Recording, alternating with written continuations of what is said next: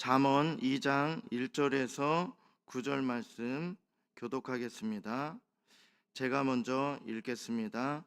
내 아들아, 내가 만일 나의 말을 받으며 나의 계명을 내게 간직하며 귀를 기울이며 내 마음을 명철에 두며 지식을 불러 구하며 명철을 얻으려고 소리를 높이며 은을 구하는 것 같이 그것을 구하며 감추어진 보배를 찾는 것 같이 그것을 찾으면 여호와 경외하기를 깨달으며 하나님을 알게 되리니 대저 여호와는 지혜를 주시며 지식과 명철을 그의 입에서 내심이며 그는 정직한 자를 위하여 완전한 지혜를 예비하시며 행실이 온전한 자에게 방패가 되시나니 대저 그는 정의의 길을 보호하시며 그의 성도들의 길을 보전하려 하심이라. 함께 읽겠습니다.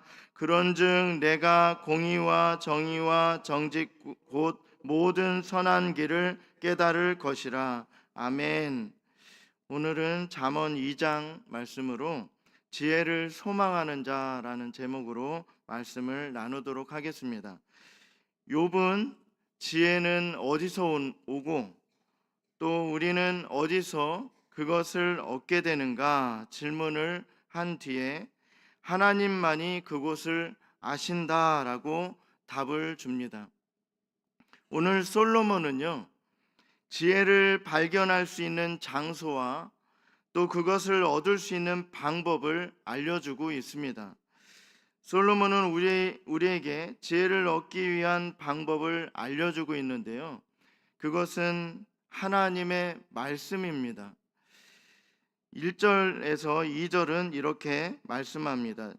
내 아들아, 내가 만일 나의 말을 받으며 나의 계명을 내게 간직하며 내 귀를 지혜에 기울이며 내 마음을 명철에 두며. 하나님의 말씀은 지혜의 말씀이고 또 우리를 지혜롭게 만들 뿐만 아니라 구원에 이르게 할 수 있는 능력의 말씀입니다. 지혜와 명철의 하나님의 말씀을 삶의 기준으로 삼아야 함을 확실하게 깨달아야 하고요. 하나님께서 말씀하신 것 이상의 것을 우리는 바라지 말아야 합니다. 하나님께서 가르쳐 주신 그대로 믿으면 되고요. 그것을 어떻게 요행을 바라고 하나님의 말씀에 자신의 생각을 더하거나 하나님의 말씀이 자신과 맞지 않다고 해서 그것을 빼거나 이렇게 해서는 안 되는 것입니다. 하나님께서 말씀하신 것, 그 이상의 것을 바라는 것, 그렇게 하지 말아야 합니다. 하나님 말씀과 그에 따른 참된 신앙은요, 모두가 지혜입니다. 하나님의 말씀대로 사는 것이 지혜의 삶이다라는 것입니다.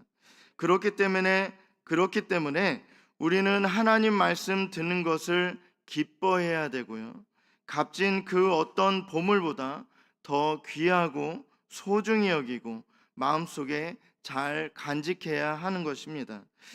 하나님의 그 말씀, 그 지혜의 말씀을 들을 수 있는 기회가 있다면 한마디도 놓치지 않도록 주의 깊고 진지하게 경청하고 모든 마음을 하나님 말씀에 바친다면 지혜는 우리의 삶에 아주 유익한 것들을 가져다 주게 되는 것입니다. 말씀을 잘 듣고 그 속에서 참된 지혜의 삶을 찾길 원합니다. 또 말씀뿐만 아니라 기도를 통해서 우리는 지혜의 말씀을 알 수 있습니다. 3절은 이렇게 말씀합니다. 지식을 불러 구하며 명철을 얻으려고 소리를 높이며. 굶주려 거의 죽게 된 자들이 죽을 힘을 다해 먹을 것을 찾듯이 배가 고파서 죽을 것 같으면 우리는 먹을 것을 찾습니다. 아무리 먹기 싫고 그래도 그 굶주려서 죽게 된 그러한 자들과 같이 우리는 지혜를 얻도록 부지런히 찾아야 합니다. 갈급함도 간절함도 없는 자들은 얻을 수가 없습니다. 이 지혜를요, 갈급함도 없고 하나님이 주시면 받고 말면 안 주시면 말고 이런 식으로 생각하면 우리는 지혜를 찾을 수 없습니다. 하나님, 지혜를 주시옵소서. 이 지혜가 아니면, 지혜로운 하나님께서 주신 지혜가 아니면 우리가 살 수 없음을 믿사오니 하나님, 지혜를 주시옵소서. 이렇게 간절하게 찾아야 할 것입니다. 그것의 가치와 필요성을 아는 자라면 어린아이가 부모님에게 자신의 필요한 것을 달라고 보채듯이 끈질기게 하나님께 구해야 할 것입니다. 하나님께 지혜를 달라고 크게 부르짖어야 할 것입니다. 그렇게 할 때 하나님께서 지혜를 선물로 주심을 우리는 믿습니다.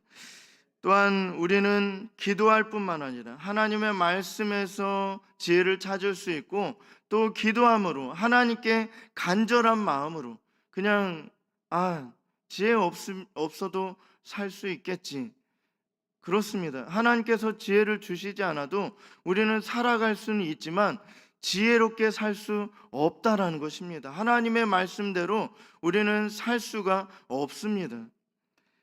그렇기 때문에 우리는 하나님께 부르짖는 것입니다. 하나님, 지혜를 주십시오. 이렇게 하나님께 부르짖습니다. 하나님의 말씀을 통해서 지혜를 우리는 찾을 수 있고, 또 기도를 통해서 찾을 수 있고요.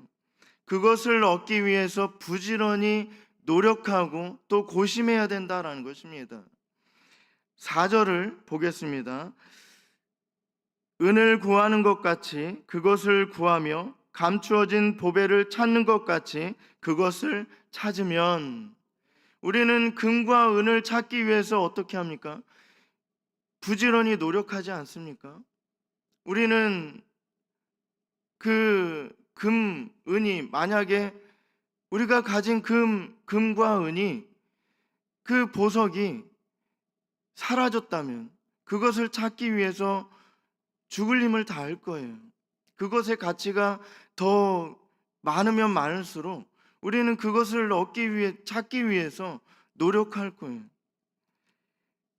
이 지혜는요, 감추어진 보배와 같아서 찾기 위한 노력이 필요합니다.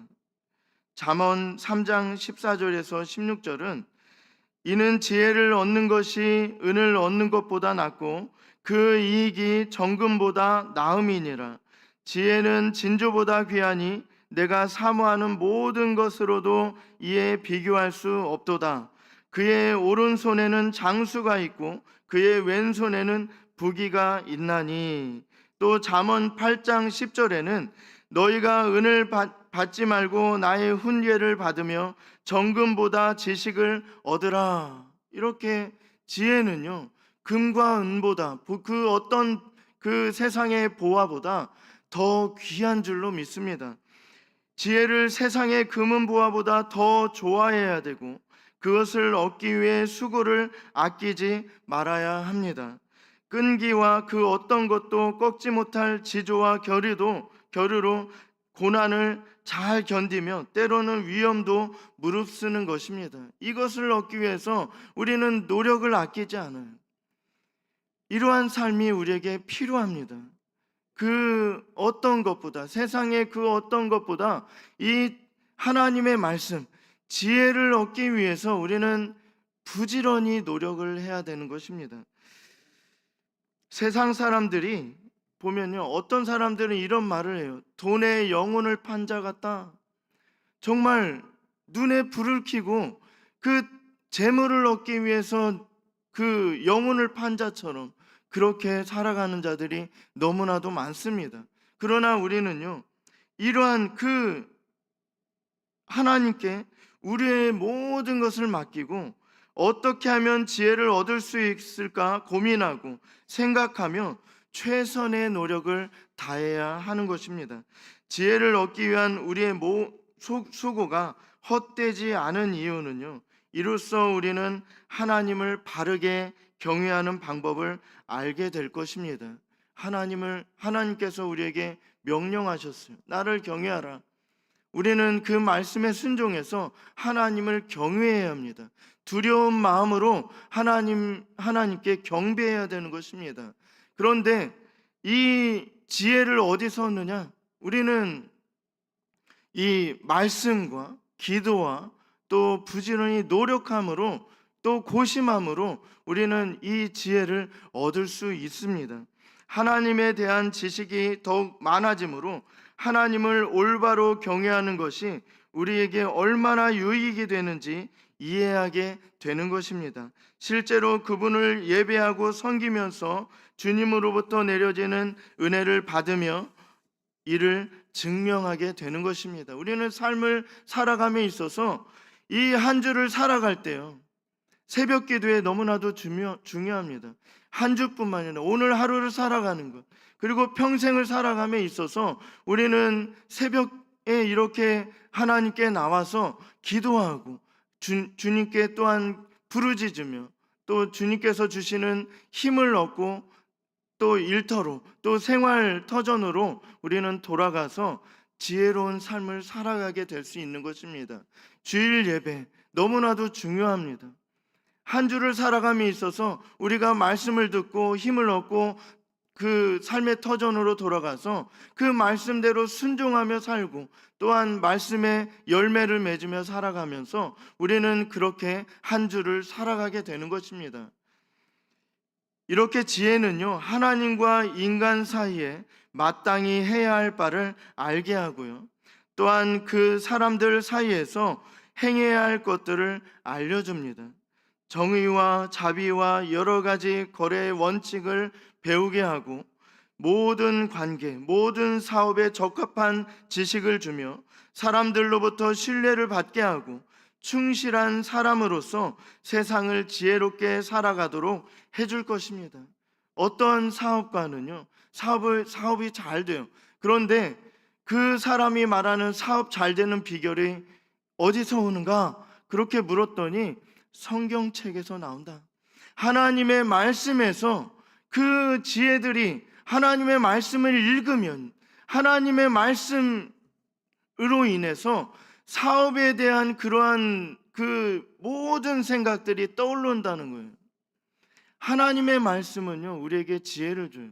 사업뿐만 아니라 가정이나 우리의 모든 직장이나 언제 어디서 무엇을 하든지 간에 우리는 하나님의 말씀, 그 지혜로 인해서 우리는 그것을 얻게 된다라는 것입니다. 모든 그러한 그 값진 보석이라 여기는 것이 사람마다 다를 수 있습니다. 나는 이것이 지혜보다 이것이 더 값지다 이렇게 생각할 수 있겠지만 어디서도 쉽게 구할 수 없는 보석을 뇌물로 바치려고 온 사람에게 그 자신에게는 값비싼 보석을 보고도 탐낼 줄 모르는 마음이라는 더 값비싸고 귀한 보석이 있다고 말하며 뇌물을 받지 않았던 송나라 재상, 이 높은 지위에 있는 그 사람이 자신에게 재물을 바치러 온 그 사람에게 이런 말을 해요. 나는 이 재물보다 더 값비싼 것이 있다. 그것은 바로 이 귀한 그 뇌물을 더 값비싼 그러한 세상 그 어떤 보화보다 더 값비싼 것을 저는 갖고 있습니다. 이렇게 말하면서 그 뇌물을 받지 않았다고 해요. 이 송나라 재상과 같은 그러한 사람, 사막 한 가운데서 모래바람을 만나 며칠 동안 먹지 못하고 탈진 상태에 빠져있던 사람에게는 값진 보석을 말한다고 해도 절망할 것입니다. 이 송나라 재상은요, 이 세상 그 어떤 금은보화보다 더 비싼, 더 값진 것, 그것은요, 뇌물을 보고도 그것을 받지 않는, 흔들리지 않는 그 마음을 갖고 있는 거예요. 그것이 세상 그 어떤 보화보다 값지다라는 것입니다. 또한 사막에서 물이 없어서 먹을 것이 없어서 너무나도 힘들어하고는 있는 사람에게 그 사람 앞에 금은 보화가 있다 해도 그 사람은 그것을 값지게 여기지 않을 것입니다. 한 방울의 물, 이 가란 목을 축일 수 있는 그러한 조금의 물이라도 있다면 그 금은 보화보다 더 값지게 여길 것이다라는 것입니다. 또한 그 식량, 조그만 그 허기를 채울 수 있는 조금이라도 그 식량 조금이라도 있다면 그 금은 보화보다 더 값지게 여길 것입니다. 그러한 자들에게는 당장 먹을 물과 양식이 보석처럼 느껴질 것입니다. 이처럼 사람들에게는요, 값진 보석이라는 그러한 그 중요하게 여기는, 값지게 여기는 그런 것이 사람마다 다를 수 있다라는 것입니다. 미국의 뉴멕시코주의 12살 된 흑인 소년이 어머니의 임종 앞에서 흐느끼고 있었습니다. 어머니는 가쁜 숨을 몰아쉬며 마지막 유언을 남겼습니다. 아들아, 인생을 살아가는데 3가지 보석이 있단다. 그것은 믿음과 소망과 사랑이란다. 어머니가 돌아가신 후 소년은 할머니 집에 맡겨졌습니다. 극심한 가난과 인종차별은 부하가 된 소년에게 큰 짐이었습니다. 그러나 소년은 어머니의 가르침을 잊지 않았습니다. 믿음과 소망은 그를 고등교육을 마치고 유엔 중재 담당관 자리에 올라서게 했으며, 사랑의 가르침대로 세계 각국의 평화 협상을 이끌어냈습니다. 그리고 1950년 이스라엘과 아랍 진영 간의 휴전 협상을 성공시킨 공로로 흑인 최초의 노벨 평화상 수상자가 되었습니다. 1963년에는 유엔의 발전에 기여한 공로를 인정받아 존 F. 케네디 대통령으로부터 대통령 자유훈장을 받기도 했습니다. 이 사람은요, 미국의 정치학자 겸 외교관인 랠프 존슨 번치 박사입니다. 이 사람의 인생은 어머니가 가르쳐 주신 3가지 보석으로 밝게 빛난 것입니다. 사람마다 어떠한 것이 있으면 나는 이것을 값지게 여겨서 이것이 많아졌으면 좋겠다 여길 수도 있지만, 우리는 오늘 말씀에서와 같이 지혜를 얻기를 우리는 부지런히 노력해야 되겠다라는 것입니다. 지혜는요, 우리에게 부를 가져다 줘요. 우리가 그토록 원했던, 사람들이 그토록 원하던 그러한 것, 아무리 그 돈의 영혼을 판 자처럼 찾고 찾아도요, 그 사람에게는 그것이 값진 것이 되지 않을 수도 있습니다. 그러나 오늘 말씀에서 같이 하나님의 말씀, 그 지혜의 하나님의 말씀을 우리가 얻는다면 세상 그 어떤 값진 것을 얻는 것보다 더 귀한 것을 얻게 된 것이다 라는 사실을 우리는 알게 되는 것입니다. 사람마다 값진 보석이라 여기는 것들이 있지만 우리는 그 어떤 귀한 보석보다 지혜를 얻는 것이 바로 가장 귀하고 값진 보석을 얻는 것이라 믿습니다. 6절에는요 또 이렇게 말씀합니다. 대저 여호와는 지혜를 주시며 지식과 명철을 그 입에서 내심이며, 우리는 지혜를 얻는 방법과 그것을 얻으면 우리에게 어떤 유익이 있는가를 보았습니다. 그렇다면 지혜를 누가 주신다고 6절은 말씀합니까? 하나님이십니다. 하나님께서 주신다. 우리는 이 지혜를 얻기 위해서 부지런히 노력합니다. 말씀을 통해서 또 기도를 통해서 또한 부지런히 노력하고 또 고심도 합니다. 그러나 결국 우리에게 이 지혜를 주시는 분이 누구이신가? 이것을 아는 것이 너무나도 중요합니다. 6절에는 하나님께서 주신다, 이렇게 말씀합니다. 이 사실을 믿고 하나님께 지혜 얻기를 구하는 지혜로운 사람들이 되길 원합니다. 사람을 지혜롭고 명철하게 하시는 분은 바로 하나님이십니다. 우리는 하나님을 알 때 바르게 아는 것이 너무나도 중요해요. 그런데 하나님을 바르게 알게 하는 것이 지혜다라는 것입니다. 세상 그 어떤 지식을 많게 한들 우리는 한 가지만 제대로 알아도 이 하나님의 사랑, 그 한 단어, 사랑, 그 사랑을 우리가 그 평생을 그 깊이 알려 해도 우리는 다 알 수 없습니다. 이 하나님의 사랑, 이 한 가지만 평생을 알기 위해서 노력한다 해도 우리는 다 알 수 없습니다. 그런데 많은 것을 알려고 그렇게 노력하고 그 짧고 그 얕은 그 지식을 얻는 것보다 하나님의 사랑, 이 사랑을 깊이 아는 것이 더 좋을 수도 있어요.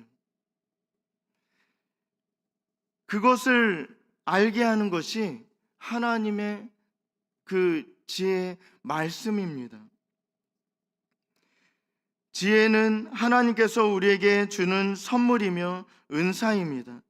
주님께 구하면 주시겠다고 약속하신 분도 하나님이십니다. 야고보서 1장 5절에 너희 중에 누구든지 지혜가 부족하거든 모든 사람에게 후히 주시고 꾸짖지 아니하시는 하나님께 구하라 그리하면 주시리라 말씀하셨습니다. 하나님께서 주시는 거예요. 꾸짖지도 않으세요. 왜 몰랐냐 이렇게 하시지도 않아요. 우리는 필요한 것이 하나님께 겸손한 거예요. 하나님 가르쳐 주세요 하는 것입니다. 나 많이 아니까 이것 알고 다 아니까 괜찮겠지 하는 그러한 교만한 마음이 아닙니다. 하나님께 알려달라고, 하나님께 간절히 원하는 것, 하나님께서 주시는 거예요. 하나님께서 은혜로 주시는 것입니다. 하나님께 우리는 이 사실을 아는 것이 지혜다라는 것입니다. 결국 지혜를 소망한다는 것은 바로 하나님만 의지하겠습니다라는 겸손한 고백이 전제되어 있다라는 것입니다. 하나님께 구하지는 않고 하나님께 기도하지는 않고 하나님께 기도로 의지하지는 않고 기도는 하나님을 의지합니다라는 전제가 있는 것입니다. 그렇게 하지는 않고 우리의 힘대로 그것을 얻으려고 노력한다면 우리는 실패한 인생을 살아갈 거예요. 그러나 하나님만 의지하고 지혜를 주시는 하나님께 간절한 소망한 마음으로 또 겸손함으로 주님께 간구하며 나아가면 하나님께서 주십니다. 참된 지혜는 오직 하나님만이 우리에게 주실 수 있기 때문에 지혜를 이미 소유하였거나 지혜를 따르는 자들은 하나님을 참되게 믿는 자들이 되는 것입니다. 하나님을 참되게 믿는 것 너무나도 중요합니다. 하나님을 안다고 하면서 이단에 빠지는 사람들이 너무나도 많습니다. 또 이단들은 우리에게 가르쳐 주려고 해요. 잘못된 지식, 하나님을 아는 잘못된 지식을 우리에게 가르쳐 주려고 해요. 우리는 바른 그 하나님을 단 한 가지를 알더라도 하나님에 대한 지식을 바르게 하는 것, 그 깊이 하는 것이 너무나도 중요합니다. 그러면 흔들리지 않을 거예요. 이단이 와서 그럴듯한 말로 유혹하고 그렇게 우리 마음을 흔들려고 해도 우리는 그 유혹에 넘어가지 않게 될 것입니다. 우리도 참된 지혜를 소유하기 위해 큰 소망을 품고 살아가기를 원합니다. 지혜 얻기를 항상 소망하는 마음으로 하나님께 구하고 그분만 믿고 의지함으로 정직하고 의롭고 선한 길로만 행하게 되길 원합니다. 온전한 행실로 오직 하나님께만 영광 돌리며 살아가는 우리 모두가 되기를 간절히 소망합니다.